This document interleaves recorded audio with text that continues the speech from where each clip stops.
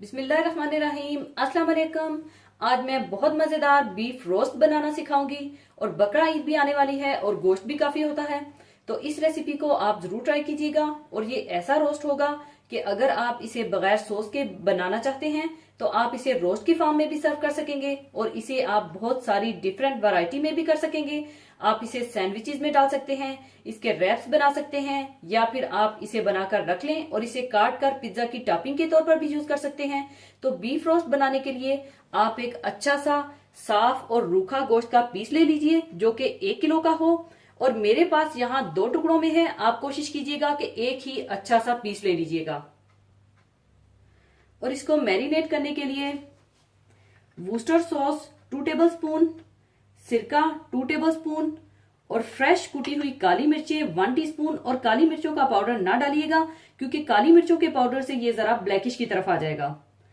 और नमक 1/2 टीस्पून या हस्बे जरूरत, मस्टर्ड पेस्ट 1 टेबलस्पून और 1/4 कप पिघला हुआ मक्खन। आप चाहें तो मक्खन की जगह आप तेल का भी इस्तेमाल कर सकते हैं, तो ये आपकी अपनी चॉइस पर है कि आप जो भी लेना चाहें। और इसका सॉस बनाने के लिए 1 टीस्पून भरकर मैदा और हाफ की हुई चिकन क्यूब या वेजिटेबल क्यूब जो भी आपके पास मौजूद हो। और अगर आप बगैर सॉस के सिर्फ बीफ रोस्ट बनाना चाहते हैं तो आप इन चीजों को निकाल दीजिएगा। और सबसे पहले इसको मैरिनेट करने के लिए आप गोश्त को एक बड़े बोल में डाल लें।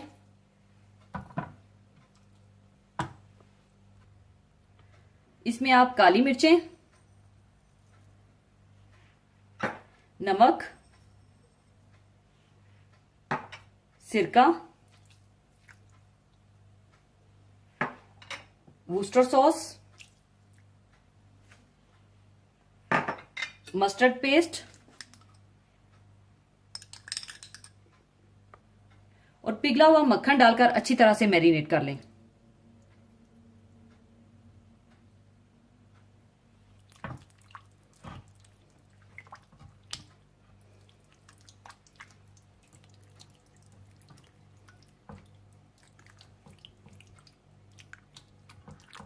अच्छी तरह मैरिनेट करने के बाद अब आप इसे 2 घंटे के लिए छोड़ दें। 2 घंटे रेस्ट देने के बाद आप इसे किसी देचकी में डालकर बिल्कुल हल्की आंच पर पकने के लिए रख दीजिए ताकि गोश्त गल जाए।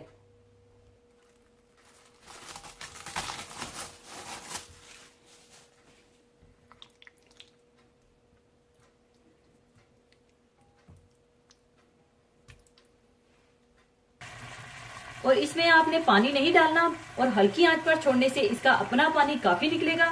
और बहुत ही लो फ्लेम पर आपने पकाना है और हर तरफ से इसे थोड़ी थोड़ी देर के बाद पलट दीजिएगा ताकि ये अच्छी तरह से गल जाए।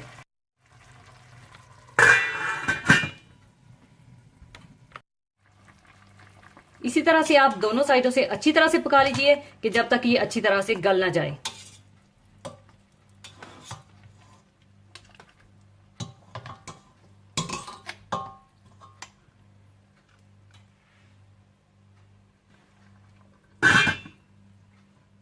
हल्की आंच पर पकाने के बाद जब गोश्त अच्छी तरह से गल जाए और इसका अपना पानी खुश्क हो जाए तो आप इसे हल्की आंच पर रखकर भून लीजिएगा।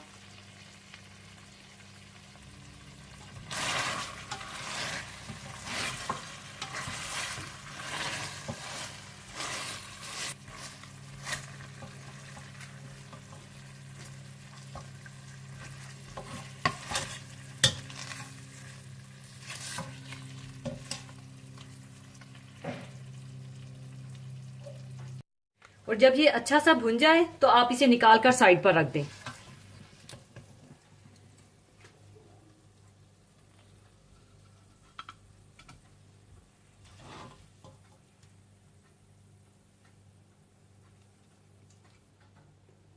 और इसी स्टेज पर अगर आप इसका सॉस नहीं बनाना चाहते तो आप ऐसे ही रोस्ट की फॉर्म में सर्व कर सकते हैं। और इसे आप पतला पतला काट कर सैंडविचेस में, रैप्स में, पिज्जा की टॉपिंग के लिए या सैलेड में भी इस्तेमाल कर सकते हैं। लेकिन मैं इसके साथ इसका सॉस भी तैयार करूंगी। और फिर इसी बर्तन में आप मैदा डालकर अच्छी तरह से भून लें।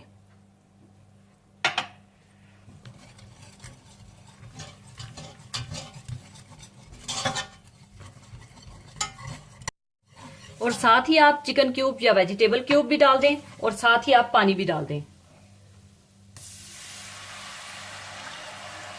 और इसे अच्छी तरह से मिक्स कर लें।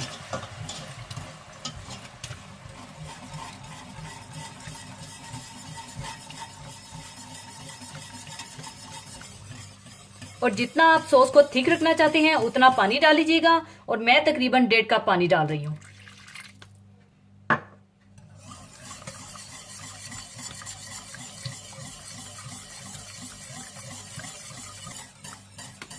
और इसे हल्की आंच पर आप रखकर 4 से 5 मिनट के लिए पका लें और ब्राउन सॉस तैयार हो जाएगा।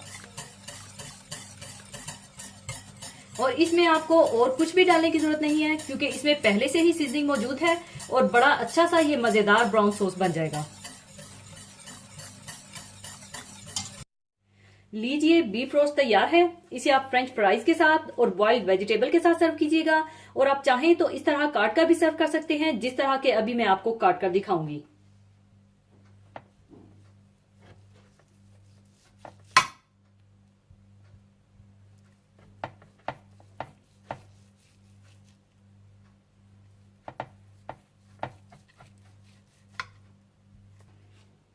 ऊपर आप चाहें तो इस तरह से सॉस डाल लें।